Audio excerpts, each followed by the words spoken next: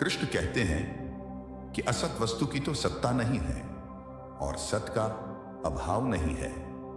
इस प्रकार इन दोनों का ही तत्वज्ञानी पुरुषों द्वारा देखा गया है। दोस्तों, जो झूठ है उसका कोई मूल्य नहीं, मूल्य सिर्फ सच का ही है। समझदार लोग इस बात को समझते हैं, जिसका आना जाना लगा रहे उसके लिए कोई क्या शोक करे।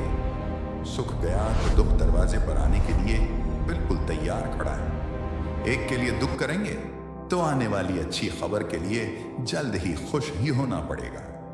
लेकिन अगर आप ज्ञान को समझें तो पाएंगे कि ये दोनों भाव झूठे हैं, इनका कोई मूल्य नहीं। मूल्य है तो सिर्फ आत्मा का, जो निरंतर है, और सिर्फ वही सच है। नाश रहित तो तू उसको जान, जिससे ये संपूर्ण जगत दृश्य वर्ग व्याप्त है। इस अविनाशी का विनाश करने में कोई भी समर्थ नहीं है। मतलब परमानेंट सिर्फ वही है जिसमें ये पूरा जगत, पूरी दुनिया समाई हुई है, जो सबसे बड़ा सच है। बाकी सब कुछ आता जाता रहता है। सिर्फ ये सच्चाई ही हमेशा के लिए है। इस बात को समझने में डिफिकल्टी आ सकती है। ऐसा भी लग सकता है कि समझ नहीं आई, लेकिन इसको समझे बिना कोई हल भी तो नहीं है। हमारी आत्मा ही दुनिया की सबसे बड़ी सच्चाई है। यही आत्मा हमारे भीतर है, और जब ये आत्मा बाहर है तो पूरी दुनिया जो हमें दिखती है ना, वो भी इसी में समाई हुई है। सबसे बड़ी सच्चाई है हमारी आत्मा, जो मरती नहीं। बाकी सब कुछ हमारा शरीर या हमारे भाव है जो मर जाते हैं। कृष्ण कहते हैं, हे भरतवंशी अर्जुन, तू युद्ध कर, क्योंकि ये आत्मा अमर है, इसका मरना संभव नहीं। इसीलिए इसे सबसे बड़ी सच्चाई कहा गया है। महापुरुष इसी ज्ञान, इसी आत्मा को समझने में अपना पूरा जीवन संन्यास में, समाधि में, ध्यान में बिता देते हैं। कृष्ण का कहना है कि शरीर नाशवान है और आत्मा अमर है, और वही सच्चाई है, तो शोक किस बात का करना।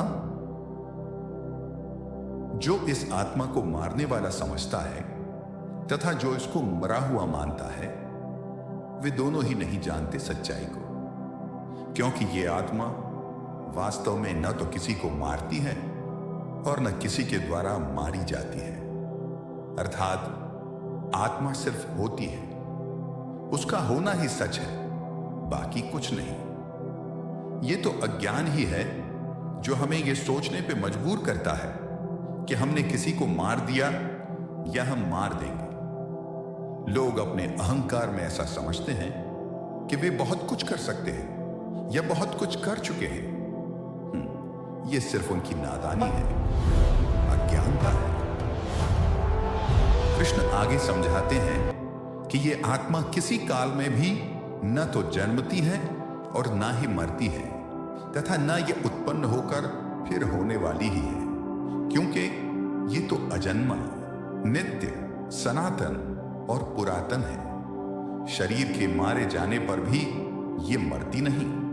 आत्मा हमेशा रहती है, हर काल में। बाकी सब कुछ आता है और जाता है। आत्मा कल, आज और कल हमेशा रहेगी। गीता की सबसे गंभीर बात का ये मूल है दोस्तों, जब कुछ नहीं था तो आत्मा थी, जब कुछ नहीं होगा तो भी आत्मा होगी। आत्मा को छोड़ बाकी सब बदलेगा, आएगा और जाएगा।